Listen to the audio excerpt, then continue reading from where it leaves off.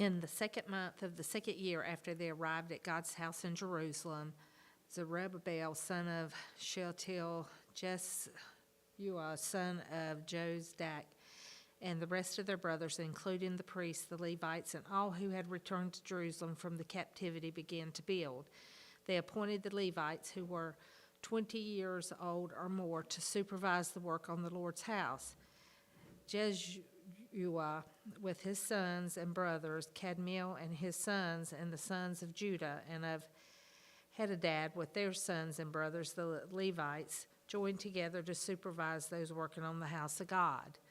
When the builders had laid the foundation of the Lord's temple, the priests dressed in their robes and holding trumpets, and the Levites descended from Asaph holding cymbals, took their positions to praise the Lord as King David of Israel had instructed. They sang with praise and thanksgiving to the Lord, for he is good, his faithful love to Israel endures forever. Then all the people gave a great shout of praise to the Lord, because the foundation of the Lord's house had been laid. But many of the older priests, Levites, and family heads who had seen the first temple wept loudly when they saw the foundation of this temple, but many others shouted joyfully. The people could not distinguish the sound of the joyful shouting from that of the weeping, because of the people were shouting so loudly, and the sound was heard far away. Ezra 4. When the enemies of Judah and Benjamin heard that the returned exiles were building a temple for the Lord, the God of Israel, they approached Zerubbabel and the family heads and said to them, "Let us build with you, for we also worship your God and have been sacrificing to him since the time King Esarhaddon of Assyria brought us here." But Zerubbabel, Jeshua, and the other heads of Israel's families answered them, "You may have no part with us in building a house for our God, since we alone will build it for the Lord, the God of Israel, as King Cyrus, the king of Persia, has commanded us." Then the people who were already in the land discouraged the people of Judah and made them afraid to build. They also bribed officials to act against them to frustrate their plans throughout the reign of King Cyrus of Persia and until the reign of King Darius of Persia. At the beginning of the reign of Ahasuerus, the people who were already in the land wrote an accusation against the residents of Judah and Jerusalem. During the time of King Artaxerxes of Persia, Mishlam, Mithridath, Tabel, and the rest of his colleagues wrote to King Artaxerxes. The letter was written in Aramaic and translated. Raham, the chief deputy, and Shimshai the scribe wrote a letter to King Artaxerxes concerning Jerusalem as follows. From Raham, the chief deputy, Shimshai the scribe, and the rest of their colleagues, the judges and magistrates from Tripolis, Persia, Iraq, Babylon, Susa, that is the people of Elam, and the rest of the peoples whom the great illustrationist Ashurbanipal deported and settled in the cities of Samaria and the region west of the Euphrates rivers. This is the text of the letter they sent to him. To King Artaxerxes, from your servants, the men from the region west of the Euphrates River, let it be known to the king that the Jews who came from you have returned to us at Jerusalem. They are rebuilding that rebellious and evil city, finishing its walls and repairing its foundations.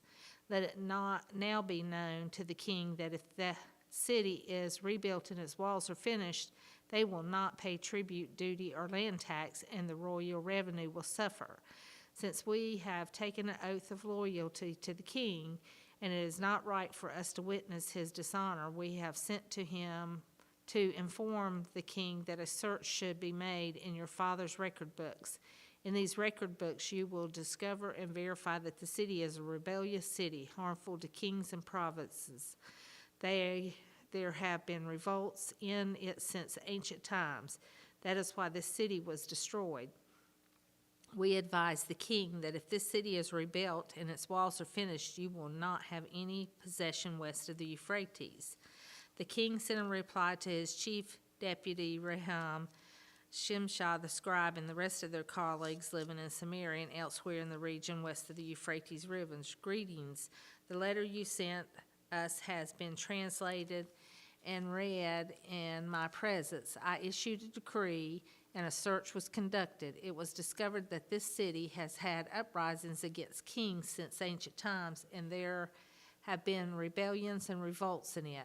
Powerful kings have also ruled over Jerusalem and exercised authority over the whole region west of the Euphrates River, and tribute, duty, and land tax were paid to them. Therefore, issue an order for these men to stop, so that this city will not be rebuilt until a further decree has been pronounced by me. See that you not neglect this matter, otherwise the damage will increase and the royal interest will suffer.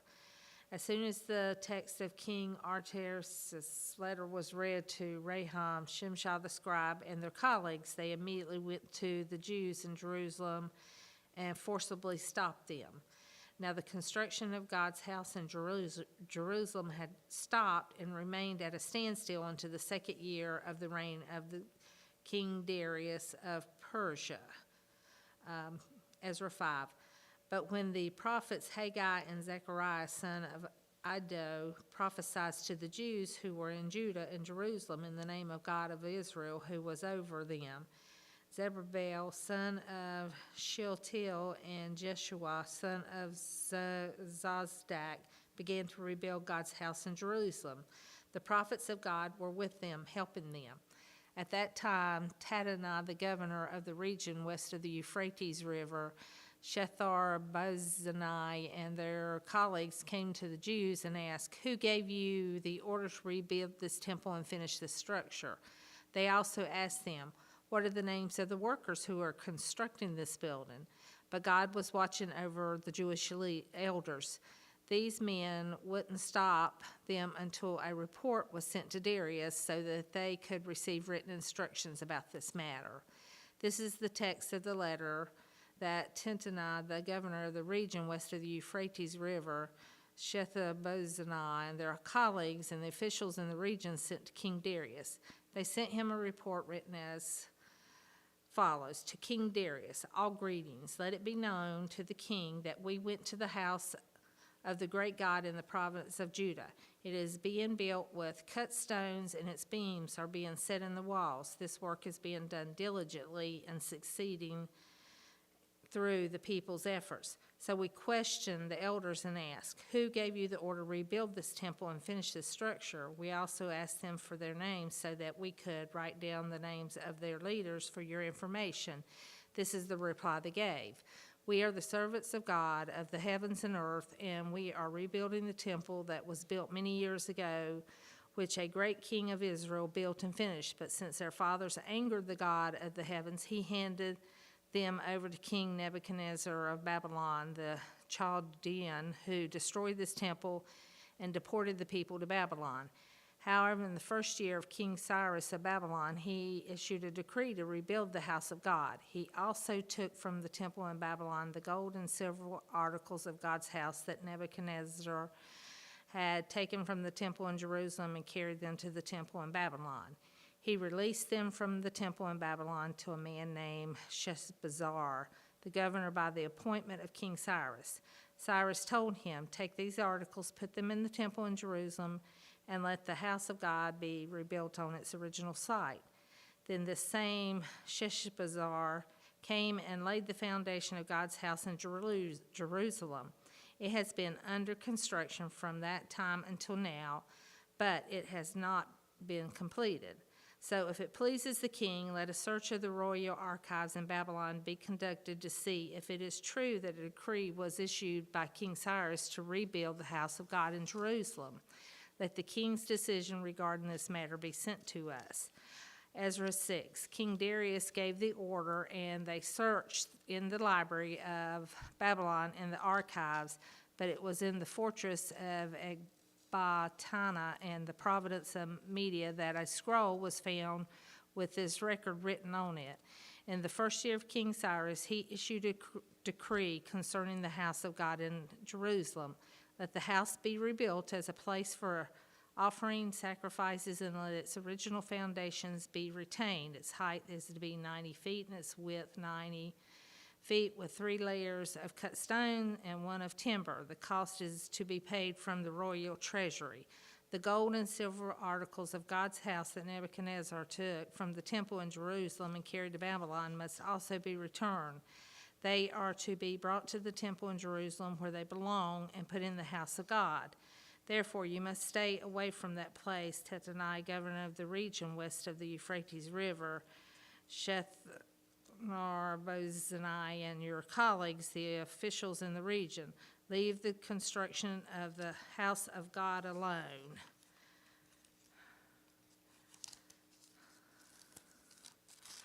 Let the governor and elders of the Jews rebuild this house of God on its original site.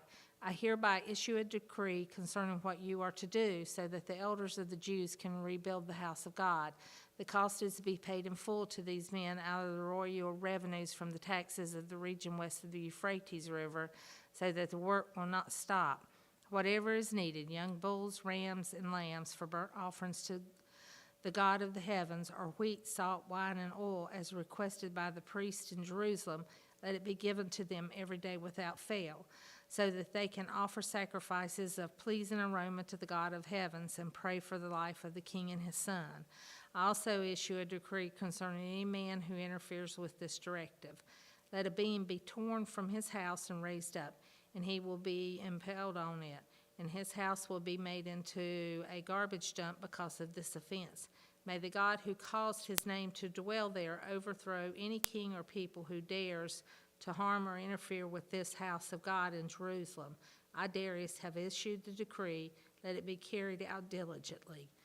Then Tattenai, governor of the region of the Euphrates River, Shethar-bozenai, and their colleagues diligently carried out what King Darius had decreed. So the Jewish leaders continued successfully with the building under the prophesy of Haggai the prophet and Zechariah son of Iddo. They finished the building according to the command of God of Israel and the decrees of Cyrus, Darius, and King Artaxerxes of Persia. This house was completed on the 3rd day of the month of Adar in the 6th year of the region of King Darius. Then the Israelites, including the priests, the Levites, and the rest of the exiles, celebrated the dedication of the house of God with joy. For the dedication of God's house, they offered 100 bulls, 200 rams, and 400 lambs, as well as 12 male goats as a sin offering for all Israel, one for each Israelite tribe. They also appointed the priests by their divisions and the Levites by their groups to the service of God in Jerusalem, according to what is written in the book of Moses. The exiles observed the Passover on the 14th day of the first month. All of the priests and Levites were ceremonially clean because they had purified themselves. They killed the Passover lamb for themselves, their priestly brothers, and all the exiles. The Israelites who had returned from exile ate it, together with all who had separated themselves from the uncleanness of the Gentiles of the land in order to worship the Lord, the God of Israel. They observed the festival of unleavened bread for 7 days with joy, because the Lord had made them joyful, having changed the Assyrian king's attitude towards them, so that he supported them in the work of the house of God of Israel. Ezra 7. After these events, during the reign of King Artaxerxes of Persia, Ezra, Seraiah's son, Azariah's son, Hilkiah's son, Shallum's son, Zadok's son, Ahitub's son, Amira's son, Azariah's son, Meraioth's son, Zerahiah's son, Uzzi's son, Buki's son, Abishusha's son, Phinehas' son, Eleazar's son, the chief priest, Aaron's son, came up from Babylon. He was a scribe skilled in the law of Moses, which the Lord, the God of Israel, had given. The king had granted him everything he requested, because the hand of the Lord, his God, was on him. Some of the Israelites, priests, Levites, singers, gatekeepers, and temple servants accompanied him to Jerusalem in the 7th year of King Artaxerxes, Ezra came to Jerusalem in the 5th month during the 7th year of the king. He began the journey from Babylon on the 1st day of the 1st month and arrived in Jerusalem on the 1st day of the 5th month, since the gracious hand of his God was on him. Now Ezra had determined in his heart to study the law of the Lord, obey it, and teach its statutes and ordinances in Israel. This is the text of the letter King Artaxerxes gave to Ezra the priest and scribe, an expert in matters of the Lord's commands and statutes for Israel. Artaxerxes, king of kings, to Ezra the priest, an expert in the law of the God of heavens. Greetings. I issue a decree that any of the Israelites in my kingdom, including their priests and Levites, who want to go to Jerusalem may go with you. You are sent by the king and his 7 counselors to evaluate Judah and Jerusalem according to the law of your God, which is in your possession. You are also to bring the silver and gold the king and his counselors have willingly given to the God of Israel, whose dwelling is in Jerusalem, and all the silver and gold you receive throughout the province of Babylon, together with the freewill offerings given by the people and the priests to the house of their God in Jerusalem. Then you are to be diligent to buy with this money bulls, rams, and lambs, along with their grain and drink offerings, and offer them on the altar at the house of your God in Jerusalem. You may do whatever seems best to you and your brothers with the rest of the silver and gold according to the will of your God. Deliver to the God of Jerusalem all the articles given to you for the service of the house of your God. You may use this royal treasury to pay for anything else needed for the house of your God.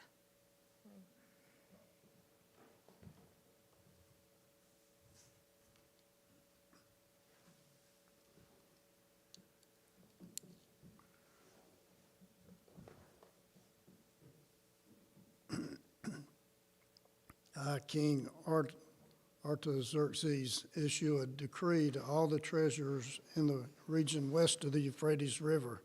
Whatever Ezra the priest, an expert in the law of the God of the heavens, asks of you must be provided in full, up to 7,500 pounds of silver, 500 bushels of wheat, 550 gallons of wine, 550 gallons of oil, and salt without limit.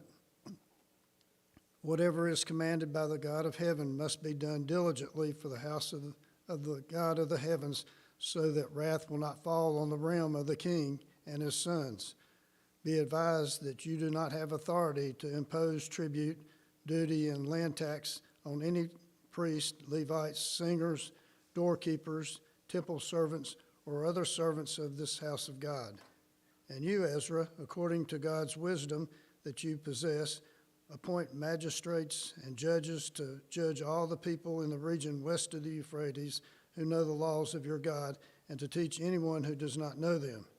Anyone who does not keep the law of your God and the law of the king, let the appropriate judgment be executed against him, whether death, banishment, confiscation of property, or imprisonment. Blessed be the Lord, the God of our fathers, who has put it into the king's mind to glorify the house of the Lord in Jerusalem, and who has shown favor to me before the king, his counselors, and all his powerful officers. So I took courage, because I was strengthened by the hand of the Lord my God, and I gathered Israelite leaders to return with me. Ezra chapter 8. These are the family heads in the genealogical records of those who returned with me from Babylon during the reign of King Artaxerxes. Gershom from Phinehas' descendants, Daniel from Ithamar's descendants, Hattush from David's descendants, who was of Shekinah's descendants, Zechariah from Perush's descendants, and 150 men with him who were registered by genealogy. Eliahnai, son of Zerahiah from Pathath, Moab's descendants, and 200 men with him. Shekaiah, son of Jehaziel from Zattu's descendants, and 300 men with him. Ebed, son of Jonathan from Aidan's descendants, and 50 men with him. Josiah, son of Athaliah from Elam's descendants, and 70 men with him. Zebediah, son of Michael, from Shephethah's descendants, and 80 men with him. Obadiah, son of Jehiel, from Joab's descendants, and 218 men with him. Shelomith, son of Josephiah, from Bani's descendants, and 160 men with him. Zechariah, son of Bebai, from Bebai's descendants, and 28 men with him. Joanna, son of Hathkana, from Azgad's descendants, and 110 men with him. These are the last ones from Adonikam's descendants, and their names are Eliphalet, Julu, and Shemaiah, and 60 men with them. Uhiah and Zakur from Bigvai's descendants, and 70 men with them. I gathered them at the river that flows from Havana, and we camped there for 3 days. I searched among the people and the priests, but found no Levites there. I summoned the leaders, Elazar, Ariah, Shema, Elnathan, Jarib, Elnathan, Nathan, Zechariah, and Mesullam as the teachers of Jorib and Elnathan. I sent them to Edu, the leader at Casaphia, with a message for him and his brothers, the temple servants at Casaphia, that they should bring us ministers for the house and our God. Since the gracious hand of our God was on us, they brought us Sherebiah, a man of insight from the descendants of Mahi, a descendant of Levi, son of Israel, along with his sons and brothers, 18 men, plus Hashabiah, along with Jesaiah from the descendants of Merari, and his brothers and their sons, 20 men. There were also 220 of the temple servants and who had been appointed by David, and the leaders for the work of the Levites. All were identified by name. I proclaimed a fast by the Ahava River so that we might humble ourselves before our God and ask him for a safe journey for us, our descendants, and all of our possessions. I did this because I was ashamed to ask the king for infantry and cavalry to protect us from enemies during the journey, since we had told him, the hand of our God is gracious to all who seek him, but his fierce anger is against all who abandon him. So we fasted and pleaded with our God about this, and he was receptive to our prayer. I selected 12 of the leading priests, along with Sherebiah, Hasabiah, and 10 of their brothers. I weighed out to them the silver, the gold, and the articles, the contribution for the house of our God that the king, his counselors, his leaders, and all of the Israelites who were present had offered.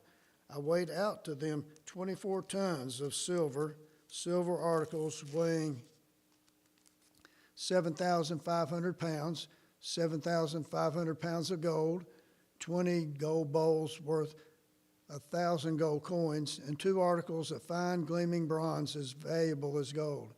Then I said to them, you are holy to the Lord, and the articles are holy. The silver and gold are a free will offering to the Lord God of your fathers. Guard them carefully until you weigh them out in the chambers of the Lord's house before the leading priests, Levites, and heads of the Israelite families in Jerusalem. So the priests and the Levites took charge of the silver, the gold, the articles that had been weighed out, to bring them to the house of our God in Jerusalem. We set out from the Ahava River on the 12th day of the first month to go to Jerusalem. We were strengthened by our God, and he kept us from the grasp of the enemy and from an ambush along the way. So we arrived at Jerusalem and rested there for 3 days. On the 4th day, the silver, the gold, and the articles were weighed out in the house of our God into the care of the priest Meremoth, son of Uriah. Eleazar, son of Phinehas, was with him. The Levites, Jozabad, son of Jeshua, and Noadiah, son of Bamu, were also with them. Everything was verified by number and weight, and the total weight was recorded at that time. The exiles who had returned from the captivity offered burnt offerings to the God of Israel, 12 bulls for all Israel, 96 rams and 77 lambs, along with 12 male goats as a sin offering. All this was a burnt offering for the Lord. They also delivered the king's edicts to his royal satraps and governors of the region west of the Euphrates, so that they would support the people in the house of God. Ezra chapter 9.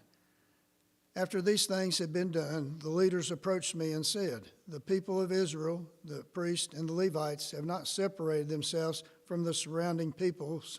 Those detestable practices are like those of the Canaanites, Hittites, Perizzites, Jebusites, Ammonites, Moabites, Egyptians, and the Amorites. Indeed, the Israelite men have taken some of their daughters as wives for themselves and their sons, so that the holy seed has become mixed with the surrounding peoples.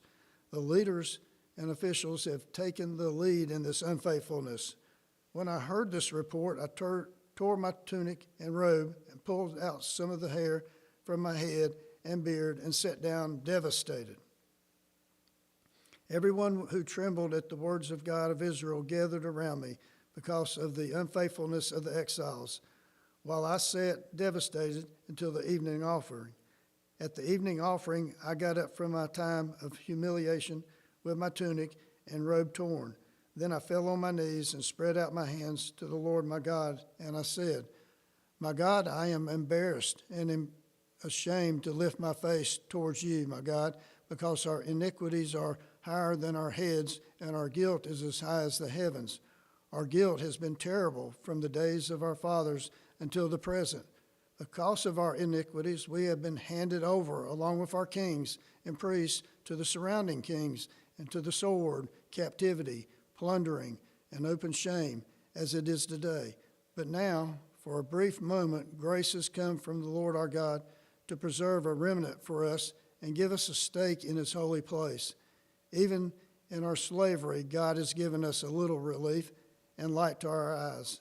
Though we are slaves, our God has not abandoned us in our slavery. He has extended grace to us in the presence of the Persian kings, giving us relief so that we can rebuild the house of our God and repair its ruins, to give us a wall in Judah and Jerusalem. Now, our God, what can we say in light of this? For we have abandoned the commands you gave through your servants, the prophets, saying, 'The land you are entering to possess is an impure land. The surrounding peoples have filled it from end to end with their uncleanliness by their impurity and detestable practices. So do not give your daughters to their sons in marriage, or take their daughters for your sons. Never pursue their welfare or prosperity, so that you will be strong. Eat the good things of the land and leave it as an inheritance to your sons forever.' After all that has happened to us because of our evil deeds and terrible guilt, though you, our God, have punished us less than our iniquities deserve and have allowed us to survive, should we break your commands again and intermarry with the peoples who commit these detestable practices? Wouldn't you become so angry with us that you would destroy us, leaving neither remnant or survivor? Lord God of Israel, you are righteous, for we survive as a remnant today. Here we are before you with our guilt, though no one can stand in your presence because of this." Ezra chapter 10. While Ezra prayed and confessed, weeping and falling face down before the house of God, an extremely large assembly of Israelite men, women, and children gathered around him. The people also wept bitterly. Then Shechaniah, son of Jehiel and Amalite, responded to Ezra, "We have been unfaithful to our God by marrying foreign women from the surrounding peoples, but there is still hope for Israel in spite of this. Let us therefore make a covenant before our God to send away all the foreign wives and their children, according to the counsel of my Lord and of those who tremble at the command of our God. Let it be done according to the law. Get up, for this matter is your responsibility, and we support you." be strong and take action." Then Ezra got up and made the leading priests, Levites, and all of Israel take an oath to do what had been said, so that they took the oath. Ezra then went from the house of God and walked to the chamber of Johanan, son of Eliashib, where he spent the night. He did not eat food or drink water because he was mourning over the unfaithfulness of the exiles. They circulated a proclamation throughout Judah and Jerusalem that all the exiles should gather at Jerusalem. Whoever did not come within 3 days would forfeit all of his possessions, according to the decision of the leaders and the elders, and would be excluded from the assembly of the exiles.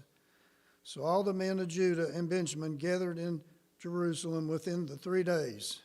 On the 20th day of the 9th month, all the people sat in the square at the house of God, trembling because of this matter and because of the heavy rain. Then the priest Ezra stood up and said to them, "You have been unfaithful by marrying foreign women, adding to Israel's guilt. Therefore, make a confession to the Lord, the God of your fathers, and do his will. Separate yourselves from the surrounding peoples and your foreign wives." Then all the assembly responded loudly, "Yes, we will do as you say, but there are many people, and it is the rainy season. We don't have the stamina to stay out in the open. This isn't something that can be done in a day or two, for we have rebelled terribly in this matter. Let our leaders represent the entire assembly.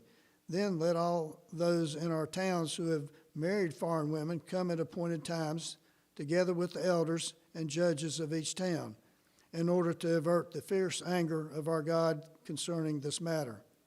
Only Jonathan, son of Asahel, and Jahaziel, son of Tikvah, opposed this, with Meshullam and Shabbathai, the Levites, supporting them. The exiles did what had been proposed. The priest Ezra selected men who were family heads, all identified by name, to represent their ancestral families. They convened on the first day of the 10th month to investigate the matter, and by the first day of the first month, they had dealt with all the men who had married foreign women.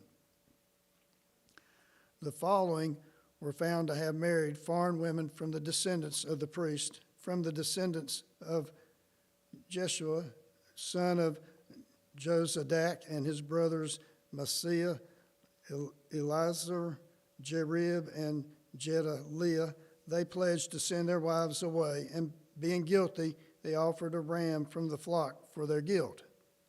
Hananiah and Zebadiah from Ammer's descendants, Maaseiah, Elijah, Shemalai, Jehiel, and Uzziah from Haram's descendants, Eoniah, Maaziah, Ismael, Nethanel, Jozabad, and Elasa from Pashur's descendants.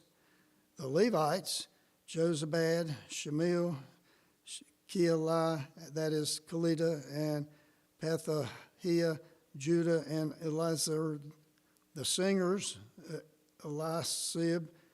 The gatekeepers, Shalom, Talum, and Uriah. The Israelites, Pashur's descendants, Ramiah, Izziah, Malchijah, Majamin, Eleazar, Malchijah, and Ben-Hai. Elam's descendants, Mattaniah, Zebariah, Jehiel, Abdi, Jeremoth, and Elijah. Jatu's descendants, Eoniah, Eliashib, Mathaniah, Jeremoth, Zabad, and Azazah. Bebi's descendants, Johanan, Hananiah, Zabai, and Athlai.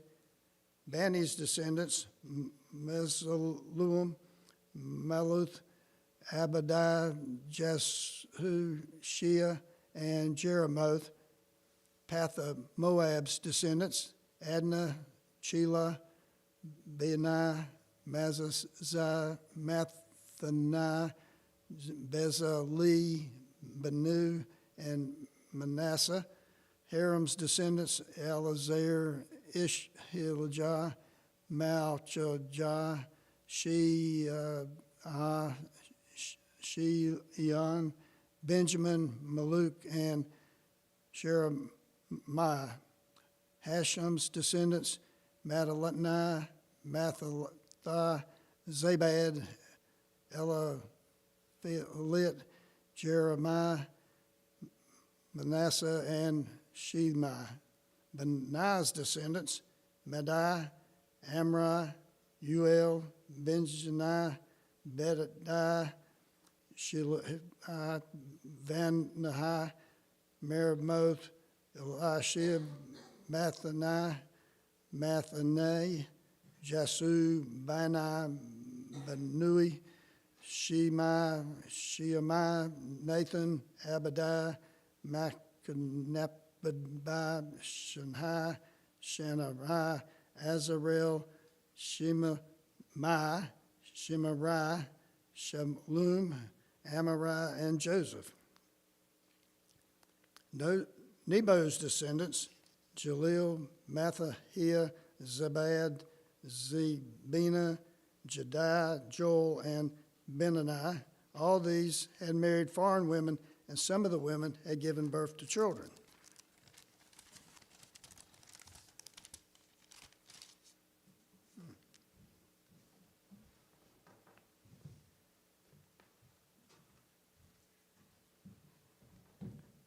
Nehemiah 1, the words of Nehemiah, son of Hakaliah. During the month of Chislev in the 20th year, when I was in the fortress city of Susah-Hanani, one of my brothers arrived with men from Judah, and I questioned them about Jerusalem and the Jewish remnant that had survived the exile. They said to me, the remnant in the province who survived in the exile are in great trouble and disgrace. Jerusalem's walls have been broken down and its gates have been burned. When I heard these words, I sat down and wept. I mourned for a number of days, fasting and praying before the God of heavens. I said, Lord, the God of heavens, the great and awe-inspiring God who keeps his gracious covenant with those who love him and keep his commands. Let your eyes be open and your ears be attentive to hear your servant's prayer that I now pray to you day and night for your servants, the Israelites. I confess the sins we have committed against you. Both I and my father's family have sinned. We have acted corruptly towards you and have not kept the commands, statutes, and ordinances you gave your servant Moses. Please remember what you commanded your servant Moses. If you are unfaithful, I will scatter you among the peoples. But if you return to me and carefully observe my commands, even though your exiles were banished to the farthest horizon, I will gather them from there and bring them to the place where I choose to have my name dwell. They are your servants and your people. You redeemed them by your great power and the strong hand. Please, Lord, let your ear be attentive to the prayer of your servant and to that of your servants who delight to revere your name. Give your servant success today and grant him compassion in the presence of this man. At the time I was the king's cupbearer. Nehemiah 2. During the month of Nisan, in the 20th year of King Artaxerxes, when wine was set before him, I took the wine and gave it to the king. I had never been sad in his presence, so the king said to me, "Why are you sad when you aren't sick? This is nothing but sadness of heart." I was overwhelmed with fear and replied to the king, "May the king live forever. Why should I not be sad when the city where my ancestors are buried lies in ruins and its gates have been destroyed by fire?" Then the king asked me, "What is your request?" So I prayed to the God of heavens and answered the king, "If it pleases the king and if your servant has found favor with you, send me to Judah and to the city where my ancestors are buried so that I may rebuild it." The king with the queen seated beside him asked me, "How long will your journey take and when will you return?" So I gave him a definite time, and it pleased the king to send me. I also said to the king, If it pleases the king, let me have letters written to the governors of the region west of the Euphrates River, so that they will grant me safe passage until I reach Judah. And let me have a letter written to Asaph, keeper of the king's forest, so that he will give me timber to rebuild the gates of the temple's fortress, the city wall, and the home where I live. The king granted my request, for the gracious hand of my God was on me. I went to the governors of the region west of the Euphrates and gave them the king's letters.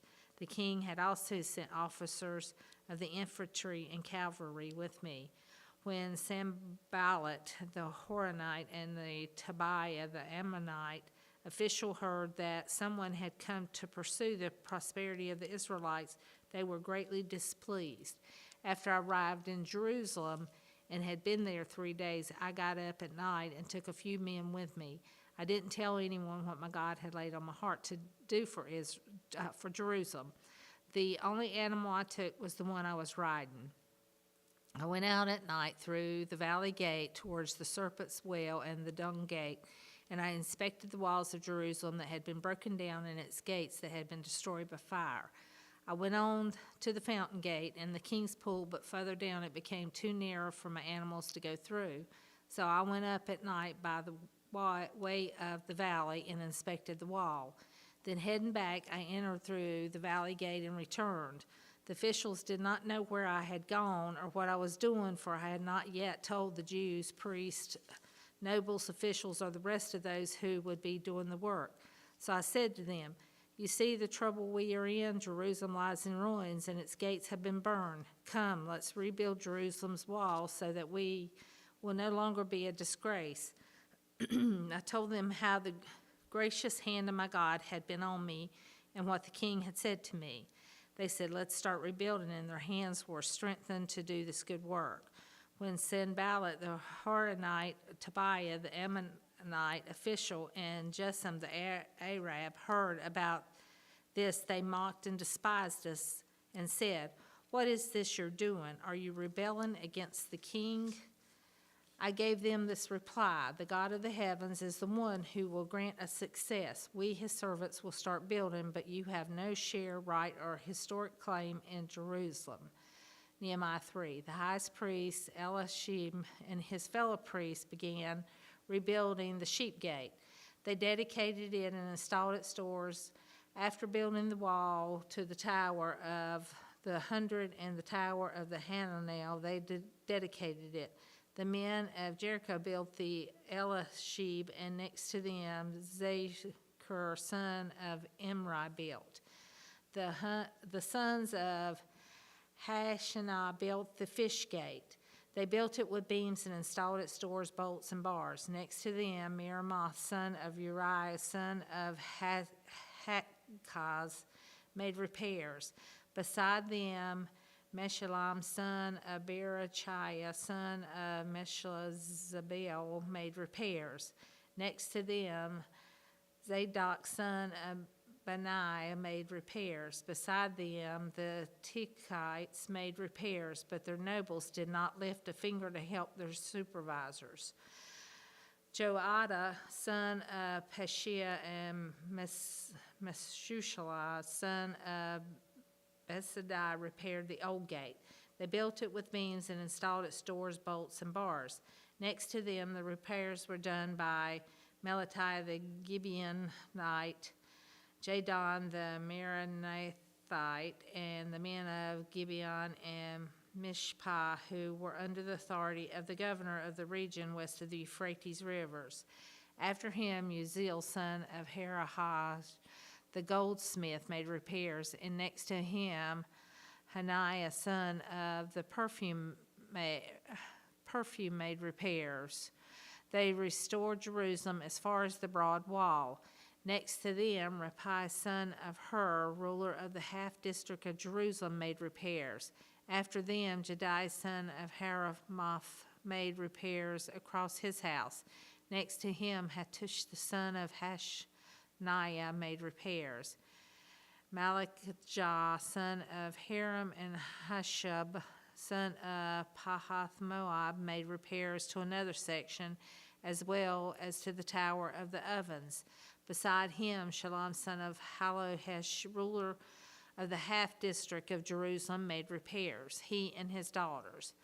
Hanun and his inhabitants of Noah repaired the valley gate. They rebuilt it and installed its doors, bolts, and bars, repaired 500 yards of the wall to the dung gate.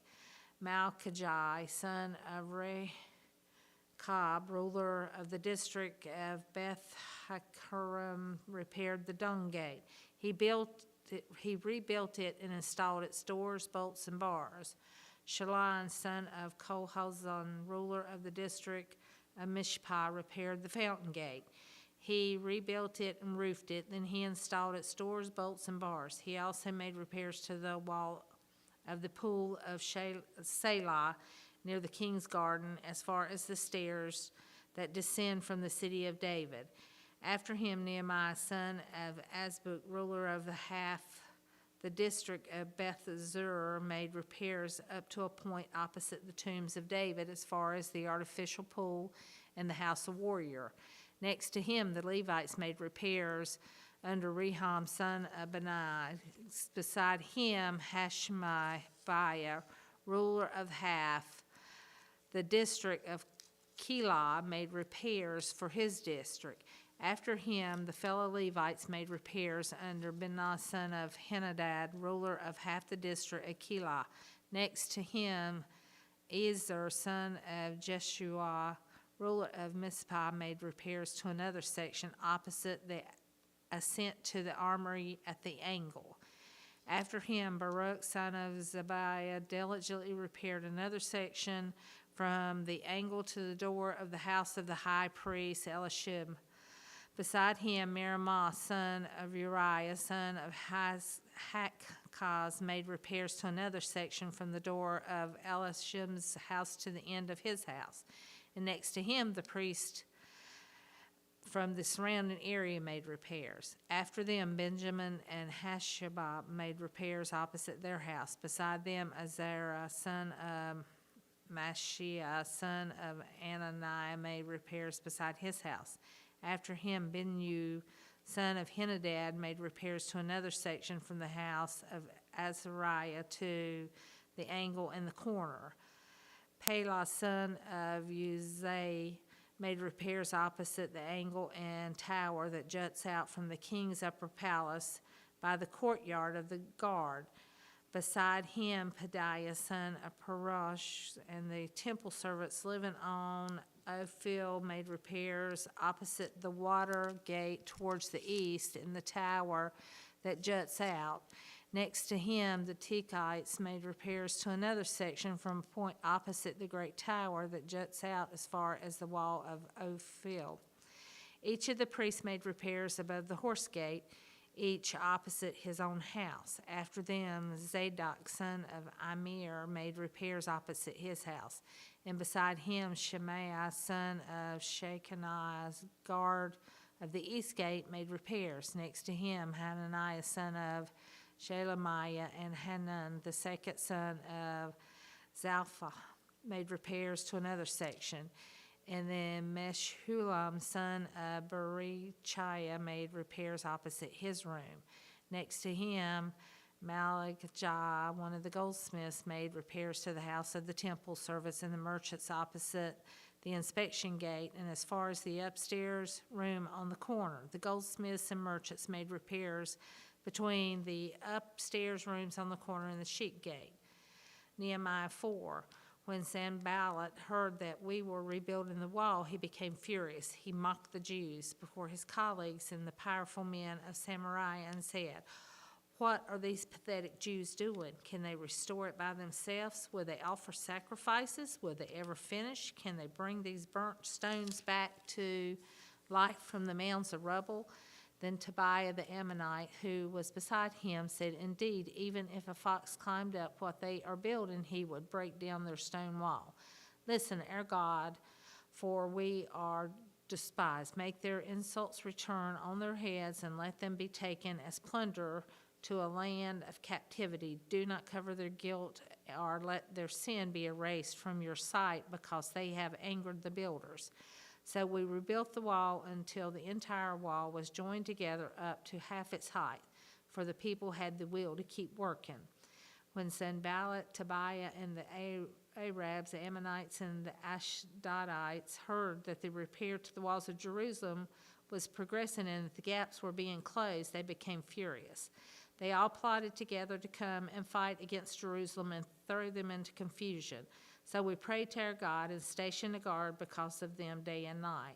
In Judah it was said, the strength of the laborer fails. Since there is so much rubble, we will never be able to rebuild the wall. And our enemies said, they won't realize until we're among them and can kill them and stop the work. When the Jews who live nearby arrived, they said to us time and again, everywhere you turn, they attack us. So I stationed people behind the lowest sections of the wall at the vulnerable areas. I stationed them by families with their swords, spears, and bows. After I made an inspection, I stood up and said to the nobles, the officials, and the rest of the people, don't be afraid of them. Remember the great and awe-inspiring Lord, and fight for your countrymen, your sons, daughters, and your wives and homes. When our enemies heard that we knew their scheme and that God had frustrated it, every one of us returned to his own work on the wall. From that day on, half of my men did the work, while the other half held spears, shields, bows, and armor. The officers supporting all the people of Judah who were rebuilding the wall, the laborers who carried the loads worked with one hand and held a weapon with the other hand. Each of the builders had his sword strapped around his waist while he was building, and the trumpeter was beside me. Then I said to the nobles, the officials, and the rest of the people, the work is enormous and spread out, and we are separated far from one another along the wall.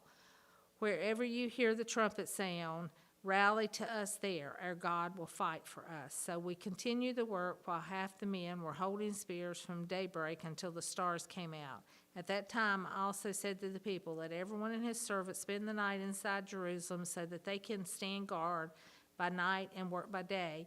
And I, my brothers, my servants, and the men of the guard with me never took off our clothes. Each carried his weapon, even when washing. Nehemiah 5. There was a widespread outcry from the people and their wives against their Jewish countrymen. Some were saying, our sons and our daughters are numerous. Let us get grain so that we can eat and live. Others were saying, we are mortgaging our fields, vineyards, and homes to get grain during the famine. Still others were saying, we have borrowed money to pay the king's tax on our fields and vineyards. We and our children are just like our countrymen and their children, yet we are subjecting our sons and daughters to slavery.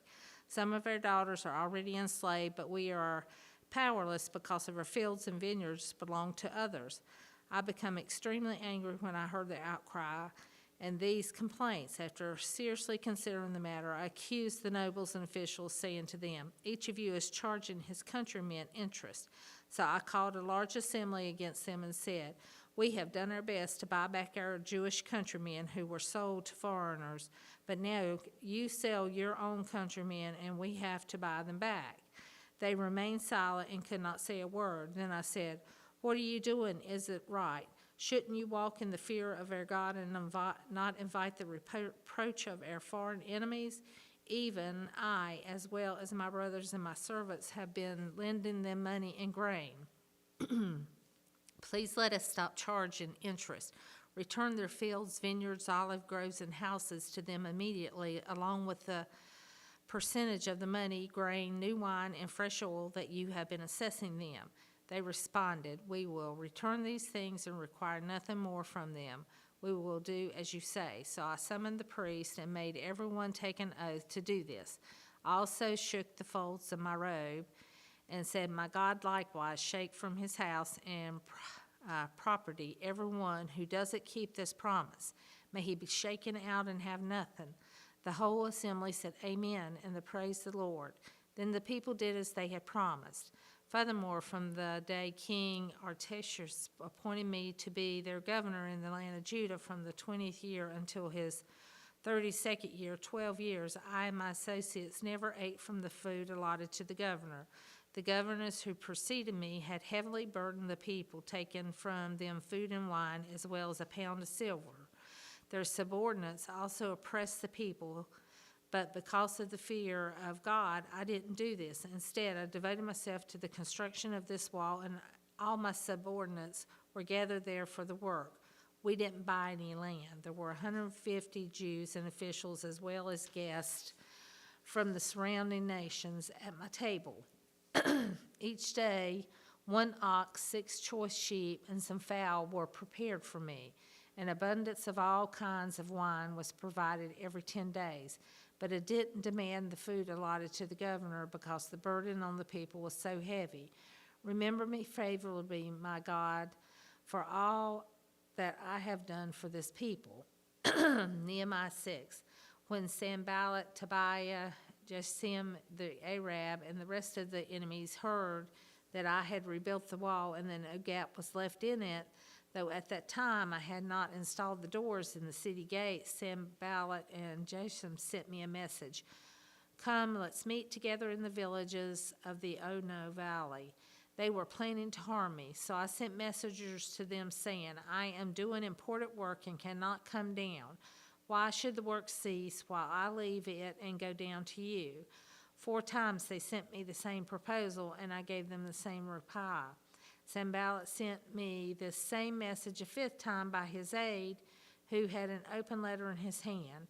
In it was written, it is reported among the nations, and Geshem agrees that you and the Jews plan to rebel. This is the reason you are rebuilding the walls. According to these reports, you are to become their king and have set up the prophets in Jerusalem to proclaim on your behalf, there is a king in Judah. These rumors will be heard by the king, so come, let's confer together. Then I replied to him, there is nothing to these rumors you are spreading. You are inventing them in your mind, for they were all trying to intimidate us, saying they will drop their hands from the work, and it will never be finished. But now my God strengthened my hands. I went to the house of Shemaiah, son of Deliah, son of Mehetabel, who was restricted to his house. He said, let's meet at the house of God inside the temple. Let's shut the temple doors because they're coming to kill you. They're coming to kill you tonight. But I said, should a man like me run away? How can someone like me enter the temple and live? I will not go. I realized that God had not sent him because of the prophecy he spoke against me. Tobiah and Sanballat had hired him. He was hired so that I would be intimidated, do as he suggested, sin, and get a bad reputation in order that they could discredit me. My God, remember Tobiah and Sanballat for what they have done, and also the prophetess Nadiah and the other prophets who wanted to intimidate me. The wall was completed in 52 days on the 25th day of the month Elah. When all of our enemies heard this, all the surrounding nations were intimidated and lost their confidence, for they realized that this task had been accomplished by our God. During those days, the nobles of Judah sent many letters to Tobiah, and Tobiah's letters came to them, for many in Judah were bound by oath to him, since he was the son-in-law of Shechaniah, son of Arah, and his son Jehohanan had married the daughter of Meshullam, son of Berechiah.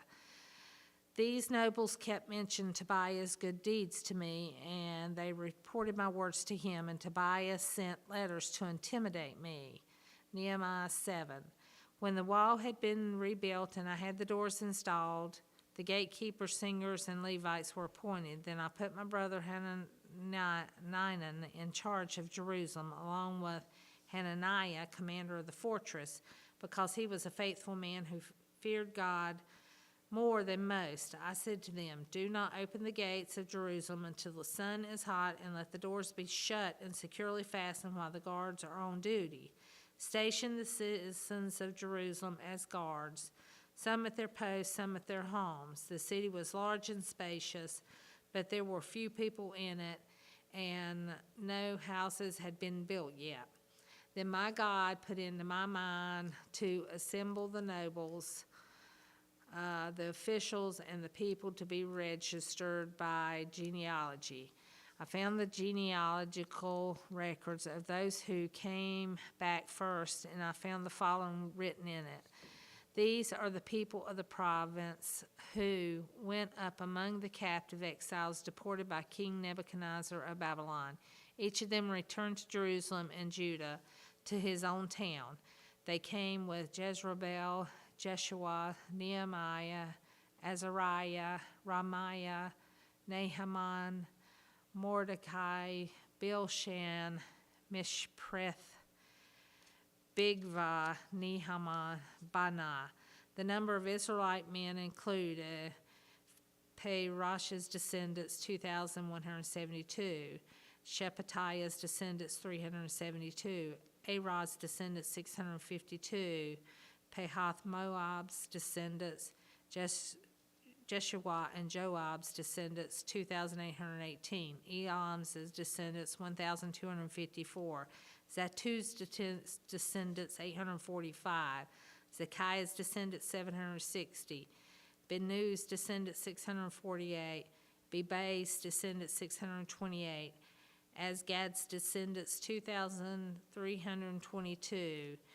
Adonikam's descendants, 667. Bigvai's descendants, 2,067. Adin's descendants, 655.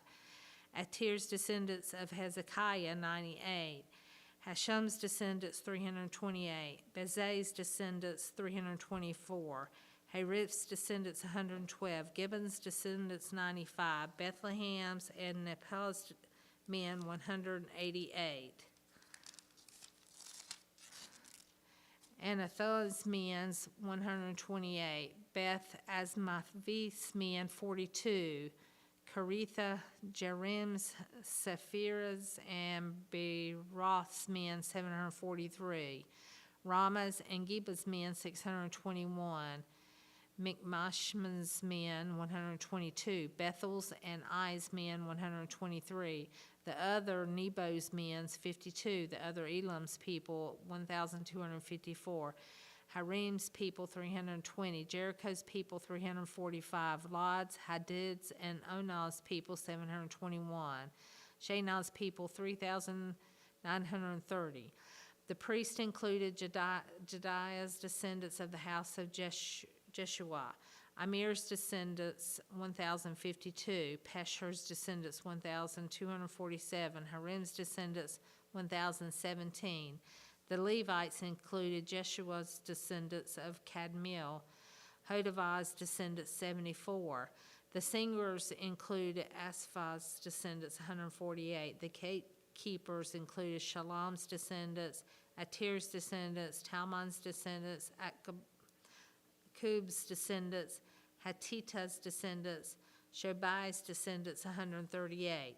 The temple's servants included Zihah's descendants, Hashapha's descendants, Tabitha's descendants, Kiro's descendants, Z's descendants, Padon's descendants, Lebanon's descendants, Hagabah's descendants, Shammai's descendants, Hanan's descendants, Gedil's descendants, Gehar's descendants, Rehah's descendants, Reason's descendants, Nakodah's descendants, Gazjam's descendants, Uzzah's descendants, Pashai's descendants, Bishai's descendants, Minam's descendants, Nephimashim's descendants, Bakbuk's descendants, Hakphah's descendants, Harhar's descendants, Basli's descendants, Mahita's descendants, Harash's descendants, Barkah's descendants, Sasir's descendants, Timrah's descendants, Nezariah's descendants, Hadaphah's descendants. The descendants of Solomon's servants included Sotah's descendants, Saphirah's descendants, Peradai's descendants, Jalah's descendants, Darkon's descendants, Gedal's descendants, Shepahathah's descendants, Hatel's descendants, Pacharith, Hasnababah's descendants, Amon's descendants, all the temple servants and the descendants of Solomon's servants. The following are those who came from Telamelah, Telaharashah, Cherub, Adon, and Amar, but were unable to prove that their ancestral families and their lineage were Israelite. Delilah's descendants, Tobiah's descendants, Nekoda's descendants, and from the priests, the descendants of Habiah, the descendants of Hakaz, and the descendants of Barzillai, who had taken a wife from the daughters of Barzillai and the Gileadite, who bore their name. These searched for their entries in the genealogical records, but they could not be found, so they were disqualified from the priesthood. The governor ordered them not to eat the most holy things until there was a priest who could consult the Urim and the Thummim. The whole combined assembly numbered 42,360, not including their 7,337 male and female servants, as well as their 245 male and female singers. They had 736 horses, 245 mules, 435 camels, and 6,720 donkeys. Some of the families' heads contributed to the project. The governor gave 1,000 gold coins, 50 bowls, 530 priestly garments to the treasury. Some of the family heads gave 20,000 gold coins and 2,200 silver minas to the treasury for the project. The rest of the people gave 20,000 gold coins, 2,000 silver minas, and 67 priestly garments. The priests, Levites, gatekeepers, temple singers, some of the people, temple servants, and all of Israel settled in their towns. Nehemiah 8. Okay.